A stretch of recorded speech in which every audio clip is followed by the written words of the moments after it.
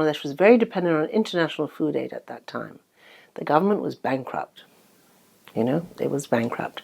There was an international oil price crisis, OPEC oil price crisis. A bit like 2024, the situation was similar. The price of oil, of energy went very high, the price of food went very high. And the government could not import in 1974 any food. They asked the US government a year before the famine, they begged them for help. And the US government said, "You've been trading with Cuba. Cuba is a communist country. It's against our law, Public Law 480, the law that allows the food aid to be sent.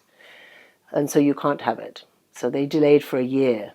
After the worst of the famine, then they sent the food. When most people USA had the role in that famine. Absolutely, absolutely.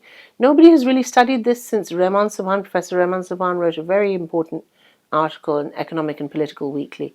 I can't remember if that was 1979 or 1980, something like that. Very important article. Everyone should go and have a look at it if you can access it. Yes, and the reasoning there are many reasons possibly. I don't think we really know exactly why they did it. I remember asking Professor Nurul Islam when he was still alive. He was one of the first people I gave the original copy. The original book was published in 2017. He was still alive. I went and gave it to him, and he said, "You're wrong. If I were the American government, I wouldn't have given it either." He said, "It's our national interest." He was a very interesting and obviously very clever man.